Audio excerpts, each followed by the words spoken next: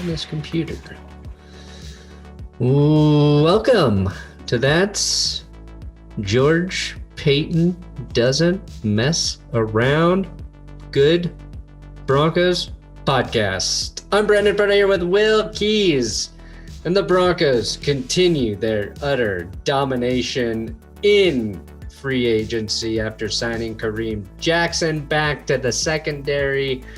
So Will and I are going to talk about that today. An interesting Patrick Mahomes stat, Shelby Harris just owning idiots on Twitter, which I love, and what the Broncos might be able to do now in the draft because they don't have any glaring needs heading into Guess the what? draft. They can do anything. They can do whatever they want.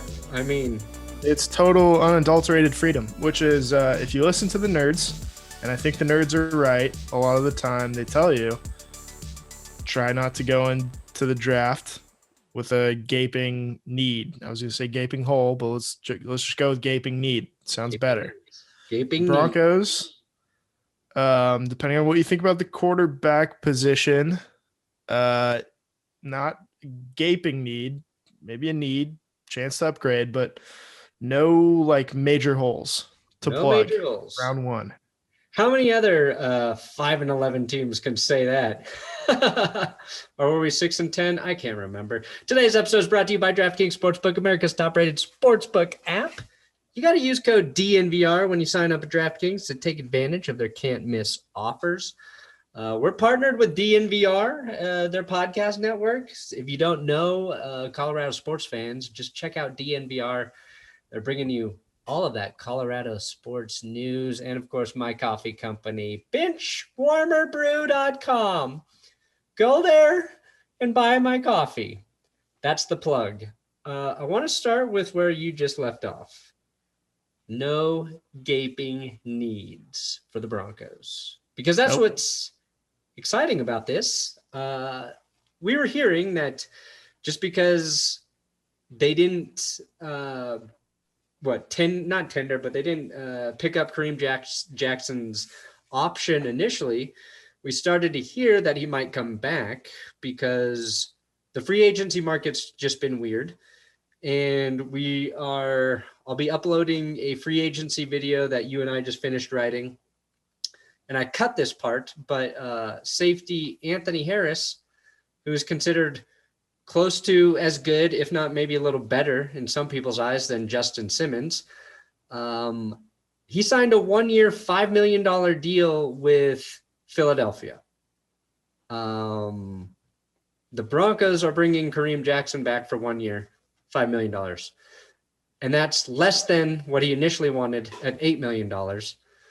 So since I've been giving advice to players about their agents lately, I think Anthony Harris needs a new agent because he's getting underpaid for how good he is compared to what Justin Simmons just got paid. Kareem Jackson's deal, a little more appropriate for his age, I guess, but just a victim of a weird, shitty free agent market. It works in the Broncos' favor to bring Kareem Jackson back. Sucks he basically forfeited a few $1 million to do so. But Kareem, we will be grateful for your return. That is a guy I'm excited for the Broncos to get back because had they not, they might have looked at using an early pick on a safety. So they don't have to do that now. And there's also the option of maybe having OJ Mudia play safety more. Anyway, rambling there, Will. What are you thinking? I just said a lot. Stop me. Please stop me, Will. I'm stopping you right now. Put the talking stick down. Okay. The conch. Is it down? Okay. The conch shell. That Lord of the Flies reference. What a good book that I spark noted freshman year of high school.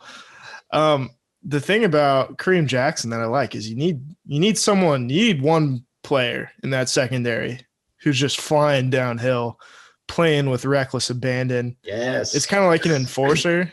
You had I like the 2015, the no-fly zone secondary. I loved because they're kind of like all enforcers. They all just like had kind of like a crazy person edge to them. which I loved. Yeah.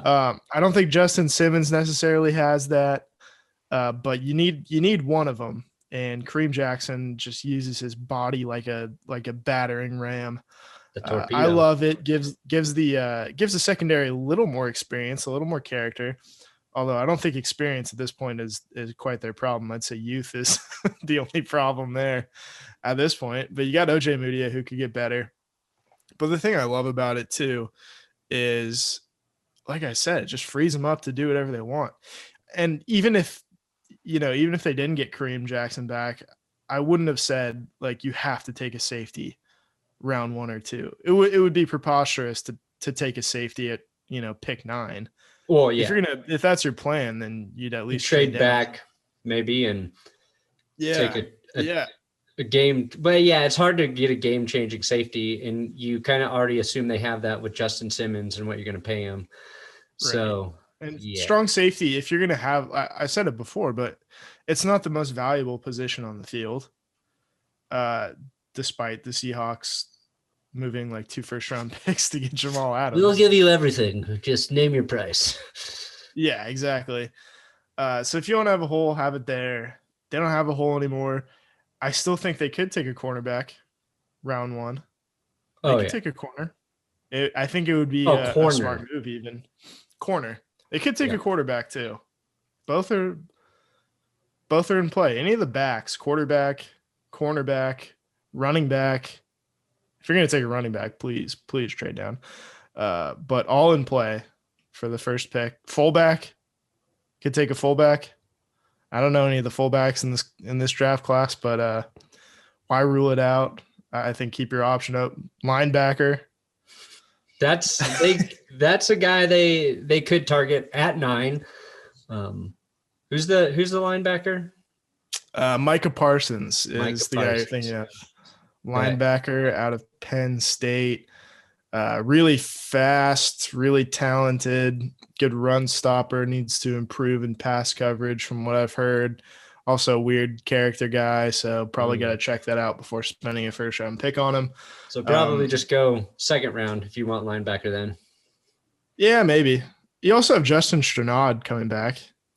That's right. And Alexander Johnson on the cheap again. And Josie Jewell actually, started playing decent football. He's not like a dynamic linebacker, but he was doing his job last year. So again, the point, there is no glaring needs. Which means you are free to take Kyle Pitts. Take Kyle Pitts. Take him. Take Kyle Pitts. You can trade up for a QB. You can trade back and just get even more stacked. It's like the Broncos basically have done free agency like they are all in to win this year, like they've already got their quarterback, but without doing crazy shit like the Patriots had to do to go all in. It's right.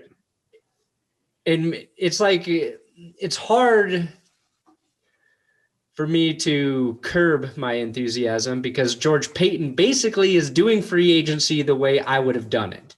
And you rarely see that, right? Like as a fan, you're like, it'd be nice. We bring back Justin Simmons for a long time. We locked down Shelby Harris and we actually got a pretty good deal on it. We addressed the cornerback, which they did early. And then they got the best available corner in free agency. Though it's like the one thing you would have done different is retain Philip Lindsay or made just a phone call to tell him to not play for the Texans. You would have been like, Phil, we will give you $1 million under the table, non-taxed, to not play there. Go play for another team. We'll give you an extra $1 million. Go play for the Cardinals. Yeah, go play for Arizona. Fuck, dude, just don't go to the Texans, my friend. No, you're exactly right. I like the idea of trading down. I like the idea of trading up. It gives you a chance to be aggressive. You could sit back. I think if you trade down, one thing that I think could be interesting is, so Caleb Farley, who's the Virginia Tech corner that everybody likes, He's having back surgery, which is leading a lot of people to think that he's going to slide down the draft board a little bit. So if you're so inclined, now that you have a ton of viable corners, you could trade back like 10 spots. Maybe you get Caleb Farley, who's a guy you might have taken at 9. Let him recover from his injury. Don't expect him to play day 1 because you don't need him. Right. And then once he's recovered, Boom. slide him in. You get a couple extra draft picks in the process. Everybody's happy. That's what I call a savvy move, because you're probably going to net a second rounder out of that. Yeah. You're either going to get like a second rounder for a team or like a third and a fourth, something like that. That's how they got Dalton Risner and Drew Lock, right? It's the Noah Fant blueprint. Let's just call it the Noah Fant blueprint. Yep. And I think the Broncos will do that if the play on quarterbacks is as strong in those top 5 picks as it's projected to be. Yes. If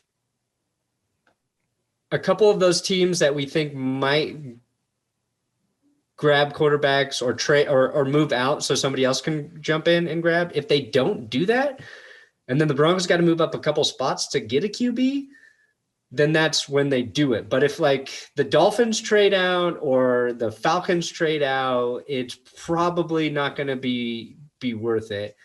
But my question would be, okay, so we know Trevor Lawrence is going to be gone. Zach Wilson seems like the consensus number 2 pick now. Maybe. Who was it who just signed with the Jets? Corey Davis said something about Sam Darnold being the guy. Sam Darnold, expecting to play with Sam Darnold. Who knows if that's real or smoke? The Jets would be absolutely whatever. Idiotic to not draft a quarterback with that second pick. Because you can still play Sam Darnold this year if you want that quarterback to kind of sit. Like, that's still like letting Sam Darnold play half the fucking season like Ryan Fitzpatrick before you maybe insert Zach Wilson or Justin Fields or whoever it is, the Jets like. That's fine because Darnold's still cheap. Then you just move on from him and you go with the next cheap guy, and nobody expects the Jets to do anything this year anyway. But if they just stick with Darnold and take somebody else there or trade out for more draft ammo, that I think would be a mistake. But, okay, what I was going to ask, quarterbacks, if they're available and the Broncos can get Trey Lance, Justin Fields, or Mac Jones, who do you want?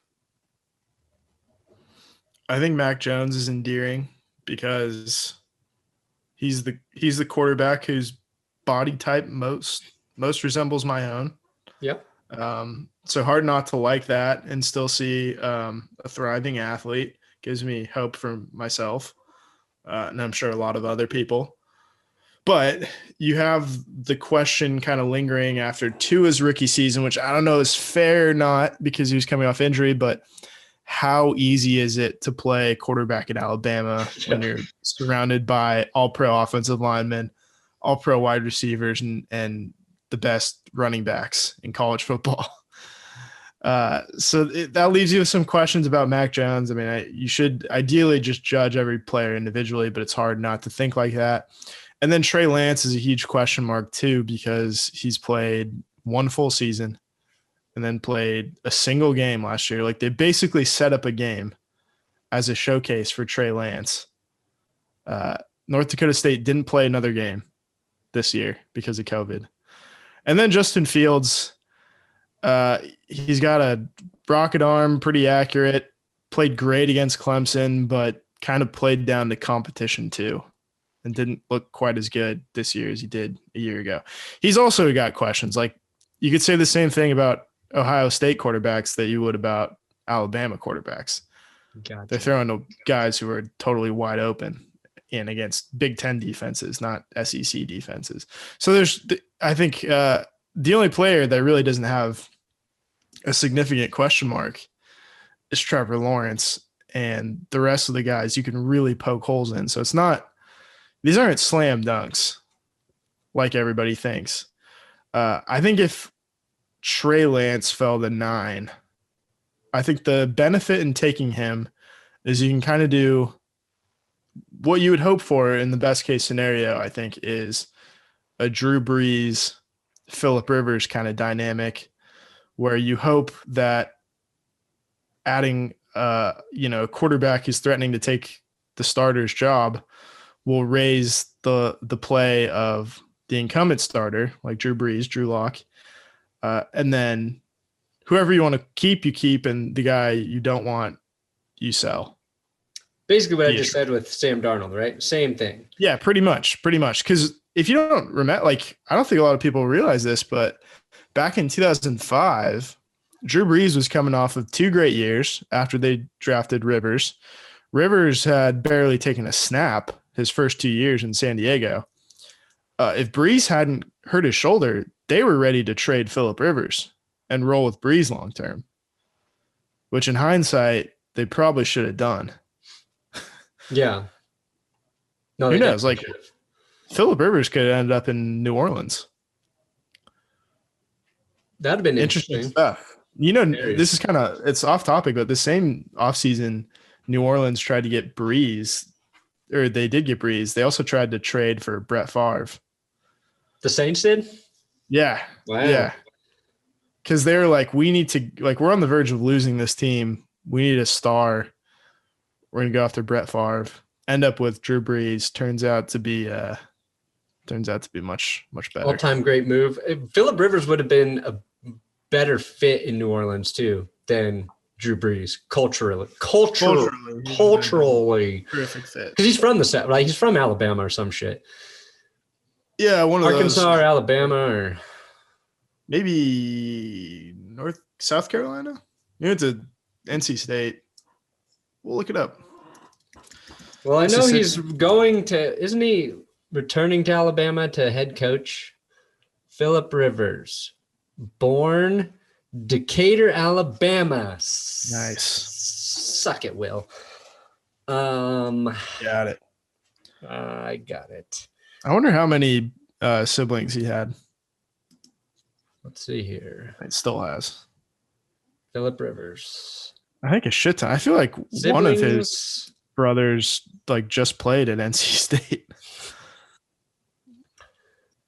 Yeah, I don't know how many brothers and sisters he has.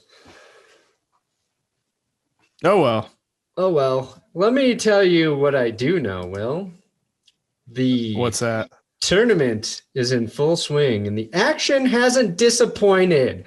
I'm talking about the tournament that's got Oral Roberts choking down the competition. Will, DraftKings Sportsbook, America's top-rated sportsbook app, is putting new customers in the center of the action.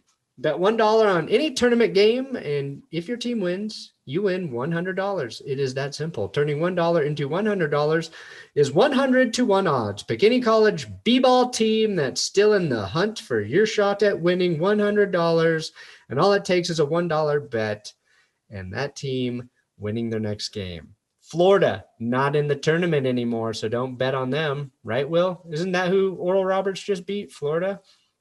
Yeah, it was Florida. See? Slurped up the competition. I know what's happening. Don't worry if college basketball isn't for you. DraftKings Sportsbook has 100-1 odds on select fighters for this weekend's UFC 260.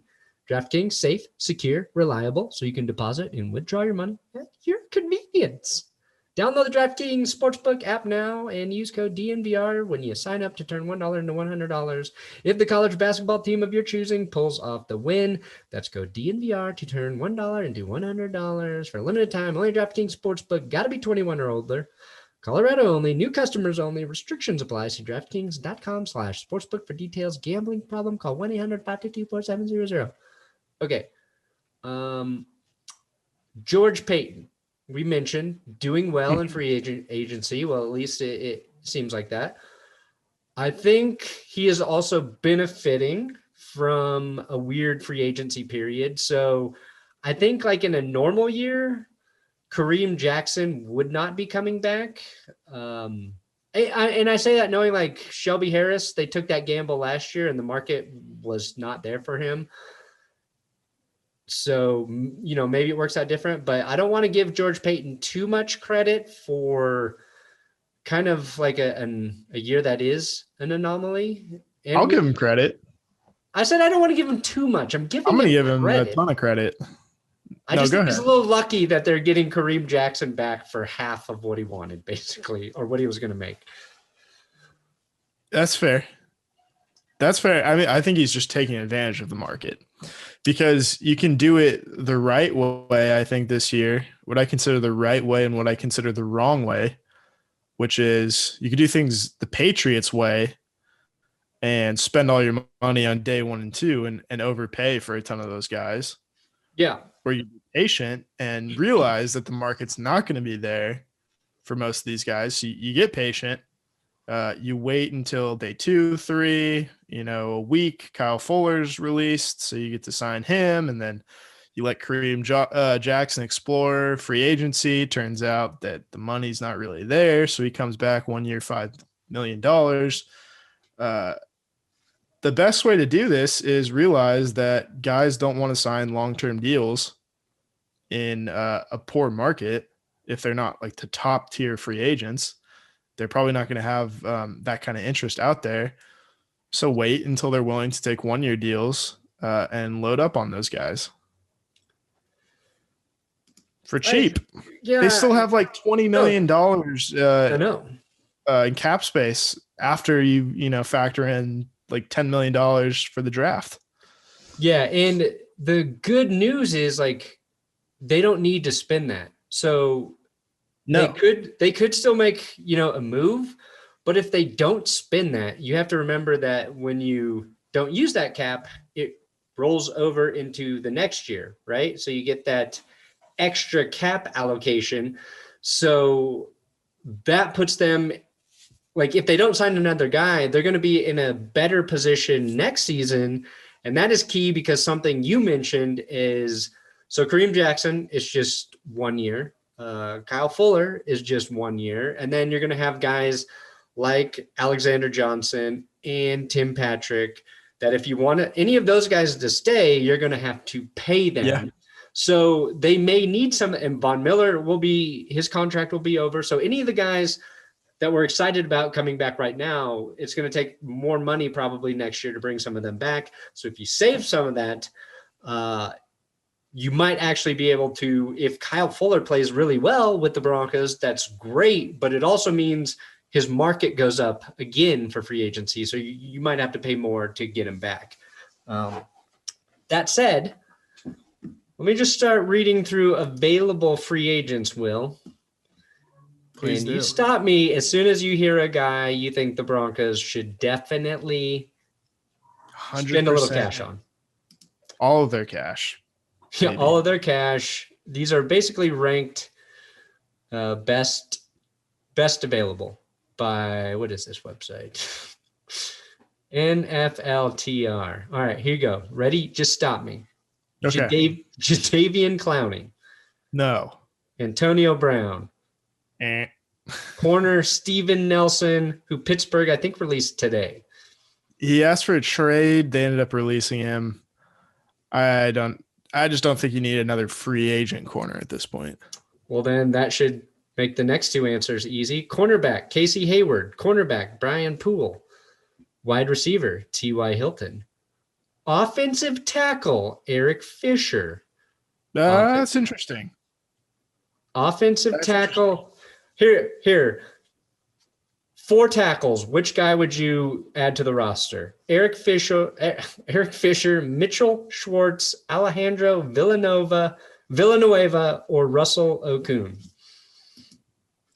Those are all intriguing because you need someone to play right tackle. You probably want more options at right tackle. Just in case, the right? Jawan James thing is so – the thing about it is he puts you in such a bind because you can't count on him to actually play, but you're paying him so much that it doesn't make sense to just cut him, right? Unless I have that wrong. And I don't think Oh so. yeah, it doesn't make any sense to cut him this season. Yeah, so you have to give him a chance to play, but you can't really count on him to play. But if you sign like a top tier replacement, then you probably are spending too much at one position where you can only put one guy on the field at any given time. So that's tricky. He really puts you in a tricky spot. I wish you could just clear Jawan James off the roster and pay Mitchell Schwartz or Eric Fisher even to play right tackle. But probably not the wisest idea. Yeah, So keep going. I would poke around with Alejandro Villanueva just to see. You probably need a swing tackle either way because Elijah Wilkinson just signed with the Bears. Yeah, it'd be nice to just see how Bears, much one of those guys cost. Bears Broncos pipeline Very just strong. keeps plugging away. The Tauchu and Wilkinson. Okay. There's no end to it. Here we go. Quentin Dunbar, Malcolm Butler, Melvin Ingram, Richard Sherman, Xavier Woods, Sammy Watkins, offensive tackle Rick Wagner, Olivier Vernon, Carlos Dunlap. What do you? Yeah, okay. I'll stop you there. I don't mind the idea of like an edge rusher, another edge rusher on a 1-year deal. Yeah, I think because right now you've got Vaughn, Chubb, Malik Reed, and Tauchu left. Yeah, Tauchu left. Damn it, who's behind Malik Reed? Oh my god, I'm going blank. I just read a tweet about this like yesterday. Probably know this. Well, I guess there's DeMarcus Walker. Yeah, but not really. Yeah, so okay. I think there is like room for another pass rusher. Maybe they take one of the draft. Obviously, you've got the draft to consider. I'm going to keep going because I think we're about to hit glaring need. This is just depth stuff. So yeah, actually, out of those guys, I would go Justin Houston. I think he played really well for the Colts. It would be nice to use a guy to hurt the Chiefs that used to be his own. And he's 32. So, yeah, maybe you get a decent deal on Houston. But here's the guy I think would be, if they make another free agency play, this one makes sense to me. Linebacker KJ Wright coming out of Seattle. He wants money. Does he? Too much He money? likes money. Yeah. But he does one thing wait we that need. one out. He's great in pass coverage, right? Yeah, I'm with you. Okay. I'm with you there. Too expensive for Will. We'll keep going. I'm just saying, maybe wait it out and maybe he lowers his asking price. Here's a funny one. Chiefs center, Austin Reeder, who they have not replaced yet. Then you've got Le'Veon Bell and James Conner, also kind of funny. Malik Hooker. That's interesting. He just can't stay healthy. Healthy, yeah. He's a decent safety if healthy. Darquez Denard, corner. Trey Boston, safety. Alden Smith, edge. Jarrell Casey, Geno Atkins, and Ndamukong Suh, unless he's going back to Tampa, right? Bobby Macy, DeMar Dotson. Do you think get DeMar Dotson back, obviously. But what about Casey? Like, I don't think there's a huge demand for him. Couldn't you just pay him next to nothing to come back? Maybe. It's like, hey, it didn't work out last year, but you were injured, but we still think you've got some ball left in you. And I think it's probably hard to do after you outright cut a guy, but yeah, who knows? Todd Gurley. Great. James White. I actually don't hate that. I don't hate that nice at all, because you look at the guys that they have right now, and Melvin Gordon's a good receiver, not a great receiver. James White is kind of a pure receiver. He's so much of a receiver that you're almost signaling to the defense that you're going to throw. Yeah. Which is. But, I mean, Pat Shurmur basically he telegraphs what they're going to do pre-snap almost every play. Yeah, you might as well just like forget about deception when you talk Are about they Pat Shurmur. in Put four? up those Are they in a numbers 4-receiver set or not? with no running back? Yeah. This is what's crazy. Like, there's a lot of, I guess, familiar name players that, like, Yeah, there's a ton of corners. I feel bad for the corners that hit free agency right now. here's one. It's listed at number 50. Major injury problems, but Quan Alexander, still a free agent out of New Orleans, right? He was in New Orleans last year, San Francisco before, was playing well, got hurt last year again. But that's a guy you might be able to get pretty damn cheap. That's the thing with this year is you can get a lot of those guys, I think, for way under the normal Market price value. if you're willing to just do 1 year, which I think they should be. Just give it a shot. Yeah, it's not like you're not depending on the guy. If he plays well, then he plays well. It's kind of like I think the smart teams take these risks every now and then, and you see it pay off sometimes with like San Francisco. They're like, okay, we're gonna give Jason Verrett a shot.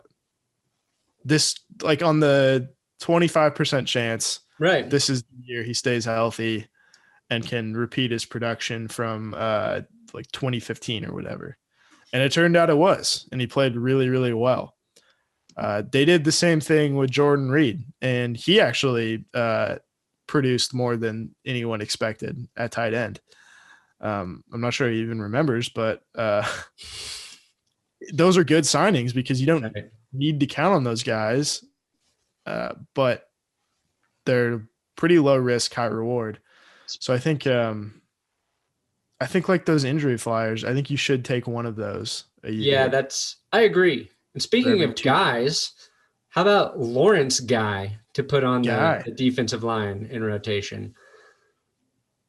Sure. Why not? I think you could use another rotational guy. I mean, just based on the amount of injuries the Broncos had on the defensive line last year, if you add one more piece there, insurance, Lawrence Guy, Quan Alexander, I would be fine with one of those guys if they add one more player through free agency. I still hope they trade for Gardner Minshew, but the latest was Urban Meyer said he's not trading Gardner Minshew, but Urban Meyer also said like he doesn't like NFL free agency because you don't get to meet with the players. It's like, well, I don't think Urban Meyer really understands the NFL free agency. Yeah. Because the Jaguars did it very bizarrely. They almost did it like the Patriots, except like just like a bunch of like cheap third deals. Stringers, like special teamer. Yeah. But just like as many as they could find. Yeah. I don't know if that's really what free agency is, but he'll figure it out. Poor Trevor Lawrence. He'll figure it out. And they got a Marvin Jones. Yeah, they did get Marvin Jones. I mean, the receivers there are good. DJ Chark, Marvin Jones, LaVisca, good running back. But still, I just don't trust Jacksonville. Yeah, I don't know if either of their tackles are very good, which worries me with a rookie quarterback. Yeah. It's kind of, but it also makes me feel good about Gardner Minshew, right? Yeah. If you just take him out of that hellhole, then put him in Denver. Put him I mean, if the Broncos traded a pick for Gardner Minshew, then they literally they don't even need to draft a guy. They are so free to do whatever they want if they take Gardner Minshew. That's just my thought. I mean, I thought Andrew Mason had a nice tweet maybe yesterday or 2 days ago, whatever it was, just talking about his low interception percentage and how it makes so much sense that now with how good the defense is shaping up to be, to say, all right, let's just get a guy who doesn't turn the ball over. Yeah. And he might even throw some touchdowns while he's at it. Some tugs. He'll throw some you just don't turn the ball over. You do a good job handing it off. Try not to fumble either. Shout out Daniel Jones. I think you put your team in position to not lose games as a quarterback with a good defense. Correct. That'll in fact win you some games. Put you in the winning record column. My computer might be freezing, so I can't pull up the Shelby Harris tweet. But okay, he's coming back. Very excited to be a Bronco, which I think is exciting. And then he was having none of people talking shit on Twitter, specifically about Drew Lock. I believe his tweet has been deleted, but not before somebody screen capped it, and not before we will read it here. It just the energy I like in my team's player. Do you have it up, Will? I saw it earlier. What? I put it in the script I shared. If you can't find it, there's a link there. Yeah, there it is. What did he say?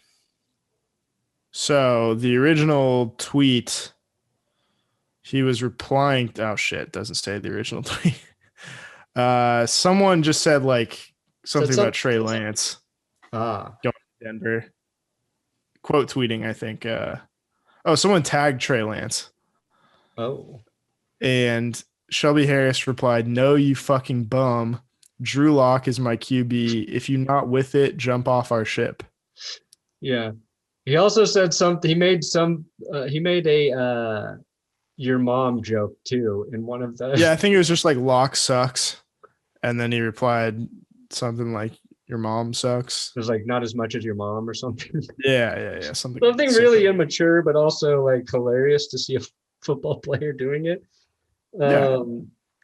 I just wanted to shout out Shelby Harris for being funny. And then we will end on the show. We will end with the Patrick Mahomes tweet that has gained a ton of steam. So much traction. The most turnover-worthy throws on throws over 20 yards. Is that the stat, Will? Yeah, it was the most turnover-worthy throws on any throw that traveled more than 20 yards. Yeah, exactly what you said. The two top players, Patrick Mahomes with 11, Drew Lock with 10. So, Chiefs fans, even with all of that luck on your side, still couldn't win the Super Bowl, huh? I think the problem is that luck kind of turned around at the end. That luck disappeared in the Super Bowl. And he even got like everybody talks Anthony. about that pass that he threw like an inch from the ground, and that went through Devin White's hands or someone's hands. Right. Yeah, He got away with a couple there and had a couple other picked off. So who knows? Maybe it turns around, maybe it doesn't. They have a horseshoe up their ass, kind of like Tom Brady. The stat about Mahomes having the most dropped interceptions last year, that's been out for a while. We know that. Yeah. And I will say, like, turnover-worthy plays or turnover-worthy throws, you can point to some huge interceptions that were clearly should have been picked off that I think gave the Chiefs like 2 more wins in the regular season. That one against Atlanta in the end zone. Can't remember who dropped it. And that one against Denver, Kareem Jackson broke on a ball and just had it bounce off his chest. I think there's a good, solid chance the Broncos win if he picks off that pass. Yeah, was that the second game or? That was the game in Kansas City, the second game. Okay, yeah.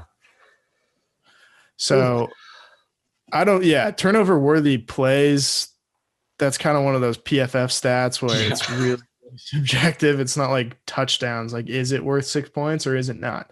It's like turnover-worthy play. It's like, okay, you're kind of just judging that on what you deem to be turnover-worthy.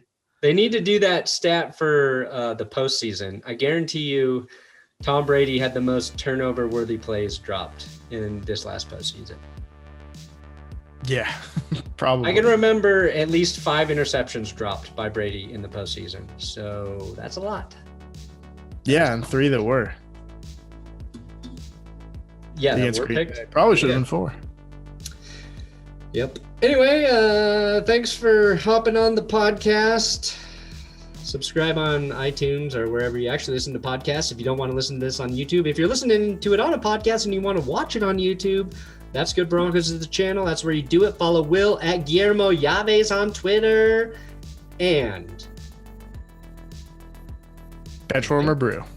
Benchwarmer Brew, Lux of the Good, LAACL. If we just keep adding to this, it will be a very, very long outro.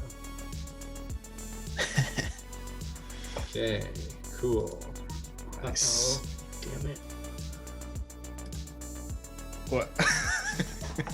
You just delete it? No, it won't let me stop recording. Oh. Awesome. I'm gonna try to relaunch the Finder. Let's see if that'll work. Well, don't worry. If it fucking doesn't go through, I'm not gonna re-record. I would just have wasted your fucking time. Nah, it's all good. God, this is bullshit. Okay, I think I'm fucked. I'm gonna force quit it and pray that it saves it. Okay. It won't let me stop recording. Will you actually? Why don't you just leave and see if that like resets it? Maybe that'll help it. Yeah. All right. Quit now. Okay.